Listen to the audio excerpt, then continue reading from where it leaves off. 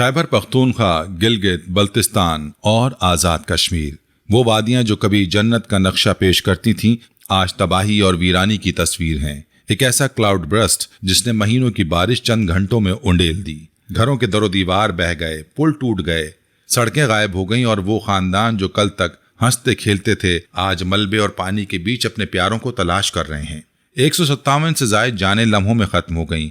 बच्चों की मासूम चीखें, माँ बाप की बेबसी और वो आंखें जब भी लापता लोगों का इंतजार कर रही हैं। ये सब कुछ एक लम्हे में हुआ। मगर दोस्तों, ये सिर्फ एक अलमनाक खबर नहीं, एक वार्निंग है। हमारे प्यारे नबी अलैहिस्सलातु वस्सलाम ने फरमाया कि क़यामत उस वक्त तक कायम ना होगी जब तक बारिशें ना बढ़ जाएं और ज़मीन कम पैदावार ना देने लगे। आज हम इस हदीस को अपनी आंखों से देख रहे हैं। ये वीडियो आप सबको वो दिखाएगी जो मीडिया की नज़र से ओझल है, और वो सवाल पूछेगी जिसका जवाब हर दिल को देना होगा। क्या हम तैयार हैं आने वाले वक्त के लिए? बिस्मिल्लाहिर्रहमानिर्रहीम। अस्सलामु अलैकुम रहमतुल्लाहि व बरकातुहू। मैं हूँ जमील अहमद जामी। दोस्तों, क्या कभी आपने महसूस किया कि आज का दौर गैर मामूली है? हर रोज़ एक नई खबर, एक नई आफत, एक नया इम्तहान। ये सिर्फ खबरें नहीं हैं, ये हमारी ज़िंदगी का मामूल बनता जा रहा है। हम हर दिन ऐसी चीज़ों का सामना कर रहे हैं जिनका तसव्वुर भी चंद दहाइयों पहले मुमकिन नहीं था।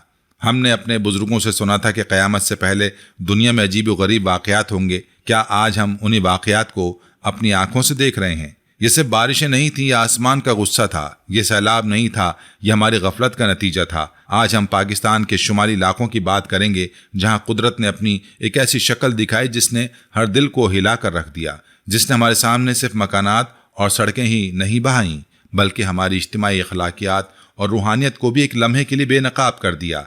हम बात कर रहे हैं खैबर पख्तूनख्वा, गिलगित बल्तिस्तान और आज़ाद कश्मीर में आने वाले उस हौलनाक सैलाब की, जो हमें ये सोचने पर मजबूर करता है कि क्या ये सिर्फ एक कुदरती आफत है या फिर ये कोई आखिरी वार्निंग है। दोस्तों, कुरान मजीद में अल्लाह ताला का इरशाद है, और हम तुम्हें ज़रूर आजमाएंगे, कुछ खौफ और भूख से, और मालों, जानों और फलों के नुकसान से, और सब्र करने वालों को खुशखबरी दे दो। सूरह बकरा आयत 155। यह आयत हमें एक हकीकत से रोशनास कराती है कि इस दुनिया में ज़िंदगी आजमाइशों से इबारत है। ये आजमाइशें हमें हमारे ईमान की पुख्तगी, हमारे सब्र, हमारे तवक्कुल की जांच करने के लिए आती हैं। आज पाकिस्तान में हम इस आयत का अमली नमूना देख रहे हैं। खौफ हर दिल में घर कर गया है, माल और जान का नुकसान बेहिसाब है, और हमारे फलों और फसलों को तबाही ने निगल लिया। ये कोई इत्तफाकी वाक़या नहीं, बल्कि ये एक इम्तहान है, एक ऐसी आजमाइश जिसका मकसद हमें जगाना है। इसके साथ ही हमारे आका हज़रत मोहम्मद सल्लल्लाहु अलैहि वसल्लम ने भी क़यामत की निशानियों में से एक निशानी का जिक्र किया था। आपने फरमाया, क़यामत उस वक्त तक कायम ना होगी जब तक बारिशें ना बढ़ जाएं और ज़मीन कम पैदावार ना देने लगे और फितने ज़ाहिर ना हों। क्या हम इन निशानियों को अपने सामने नहीं देख रहे? एक तरफ बारिशों की शिद्दत और मिकदार में हर साल इजाफा हो रहा है, और दूसरी तरफ यही बारिशें हमारी ज़मीनों को सैराब करने के बजाय उन्हें बर्बाद कर रही हैं। ये बारिशें हमारी फसलों को तबाह कर रही हैं, हमारे घरों को बहा ले जा रही हैं, और हमारी ज़मीनों को ज़रख़ेज़ बनाने के बजाय इन्हें बंजर बना रही हैं। ये एक ऐसा तजाद है जो सिर्फ वही समझ सकता है जो इन निशानियों पर यकीन रखता है। दोस्तों, गुज़िश्ता चंद दिनों में खैबर पख्तूनख्वा में जो तबाही आई वो कोई आम तबाही नहीं थी। ये क्लाउड ब्रस्ट था, एक ऐसा मजहर जिसमें महीनों की बारिश एक ही घंटे में बरस जाती है। ये तूफान ऐसा था कि उसने हर चीज़ को अपने रास्ते से हटा दिया। बुनेर सबसे ज़्यादा मुतासिर हुआ, जहाँ 157 से ज़ायद अफराद जहाँ बहक हुए। यहाँ सैलाबी रेलों ने घरों, सड़कों और पुलों को ऐसे बहाया जैसे वो कभी थे ही नहीं। पूरा ज़िला खौफ और गम की तस्वीर बन गया। लोग अपने प्यारों को ढूंढ रहे हैं, मगर मलबा और पानी के सिवा कुछ नहीं मिल रहा। बाजोड़ में भी सूरत हाल मुख्तलिफ नहीं थी। लैंडस्लाइडिंग और सैलाब ने यहाँ 75 से जायद जानें लीं। उस तबाही की शिद्दत का अंदाज़ा इस बात से लगाया जा सकता है कि अब भी दर्जनों लोग लापता हैं जिनके बारे में कोई खबर नहीं। बटग्राम में भी सैलाब ने अपनी जुल्म की कहानी लिखी। 10 अफराद की लाशें तो निकाल ली गईं, मगर दर्जनों लापता हैं और उनके अहले खाना बेबसी की हालत में उनकी वापसी का इंतजार कर रहे हैं। मानसेहरा में भी क्लाउड बर्स्ट से तबाही हुई। एक गाड़ी सैलाबी रेले में बह गई जिसमें बैठे सब लोग मौत का शिकार हो गए। इन इलाकों के अलावा सवात, लोअर दीर, शांगला और दीगर अजला में भी बेशुमार नुकसान हुआ। ये सिर्फ आदाद व शुमार नहीं, ये हमारे ही लोग हैं, हमारे ही बहन भाई हैं जो इस बेरहमी से तबाही का शिकार हुए। दोस्तों, जानी नुकसान के अलावा इस सैलाब ने पाकिस्तान के बुनियादी ढांचे को भी बुरी तरह मुतासिर किया है। 45 से जायद मकानात मुकम्मल तौर पर या जुज़वी तौर पर तबाह हो गए हैं। ये महज ईंट और मिट्टी का ढेर नहीं, बल्कि ये वो घर हैं जहाँ खानदान आबाद थे, जहाँ खुशियाँ थीं और जहाँ बच्चों के ख्वाब पल रहे थे। 3 स्कूलों की इमारतें तबाह हो गईं, जिससे उन इलाकों के बच्चों का मुस्तकबिल तारीक हो गया। मगर सबसे संगीन नुकसान सड़कों और पुलों का हुआ।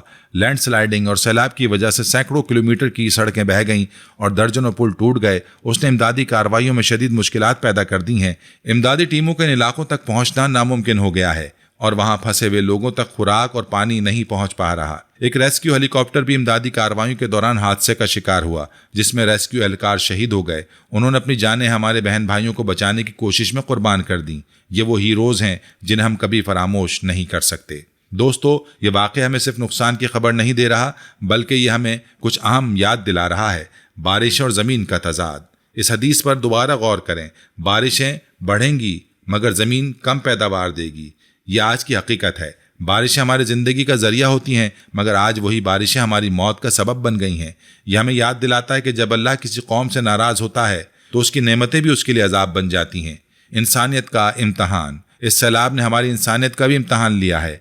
हम कितने खुद गर्ज हो चुके हैं। क्या हमें दूसरों का दर्द भी महसूस होता है कि हम सिर्फ अपनी ज़िंदगियों में मगन हैं? ये वाक़या हमें ये सोचने पर मजबूर करता है कि हम किस रास्ते पर चल रहे हैं। इबरत। एक लम्हे में सब कुछ ख़त्म। यह हमें ये भी याद दिलाता है कि हमारी ज़िंदगी, हमारा माल, हमारा घर कितना आर्जी है। एक लम्हे में सब कुछ ख़त्म हो सकता है।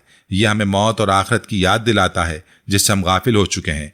दोस्तों, इस तारीख वक्त में भी एक उम्मीद की किरण मौजूद है। हमारे फौजी, हमारे रेस्क्यू एहलकार और हमारे मकामी लोग अपनी जानें हथेली पर रखकर अपने बहन भाइयों को बचाने में मसरूफ़ हैं। ये वो वक्त है जब हम सबको एक कौम बनकर खड़ा होना चाहिए। माली और अमली मदद। हमें अपने भाइयों और बहनों की मदद करनी चाहिए जो बेघर हो गए हैं। हमें उनकी मदद के लिए आगे आना है। उन्हें खुराक, पानी और रहने की जगह फराहम करनी है। दुआ और इस्तग़फ़ार। ये वक्त है कि हम अपने गुनाहों से सच्ची तौबा करें। हमें अल्लाह से अपने गुनाहों की मुआफ़ी मांगनी है और उन लोगों के लिए दुआ करनी है जो इस वक्त शदीद मुश्किलात में हैं। अखलाकी मदद। हमें उन लोगों के साथ खड़ा होना है, उन्हें हौसला देना है और उन्हें यह एहसास दिलाना है कि वो अकेले नहीं हैं। ये सिर्फ उन लोगों का मसला नहीं है जो वहाँ रहते हैं, ये हम सब का मसला है। आज अगर हम इनकी मदद नहीं करेंगे तो कल हमारी भी मदद करने वाला कोई नहीं होगा। ये सैलाब हमें बहुत कुछ सिखा रहा है। इसने हमें हमारी ताकत और कमज़ोरी दोनों का एहसास दिलाया है। इसने हमें हमारी अखलाकी और रूहानी हालत का आईना दिखाया है। यह हमें यह भी याद दिलाता है कि दुनिया फ़ानी है और हमारी असली ज़िंदगी आखिरत है। अब वक्त है कि हम इस तंबीह को समझें और अपनी ज़िंदगी को सही रास्ते पर लाने की कोशिश करें। इस मुश्किल वक्त में हमें अल्लाह से मदद मांगनी है और सब्र शुक्र करना है, और सबसे बढ़कर हमें अपने उन भाइयों और बहनों का साथ देना है जो इस वक्त सब कुछ खो चुके हैं। दोस्तों, ये आफात और आजमाइशें सिर्फ खबरों की सुर्खी नहीं है, यह अल्लाह ताला की तरफ से एक पैगाम है कि हम संभल जाएं, अपने अमाल का जायज़ा लें और वापस उसी के रास्ते की तरफ पलट आएं। हमें याद रखना चाहिए कि ये दुनिया आर्जी है और असल कामयाबी वो है जो क़यामत के दिन नसीब हो। आएँ आज हम सब सच्ची तौबा करें, अपनी ज़िंदगी को कुरान और सुन्नत के मुताबिक ढालें, एक दूसरे का सहारा बने और दुआ करें कि अल्लाह हमें आने वाली मज़ीद आजमाइशों से महफूज रखे। अल्लाह हमें सब्र, शुक्र और नेकी के रास्ते पर साबित कदम रखे।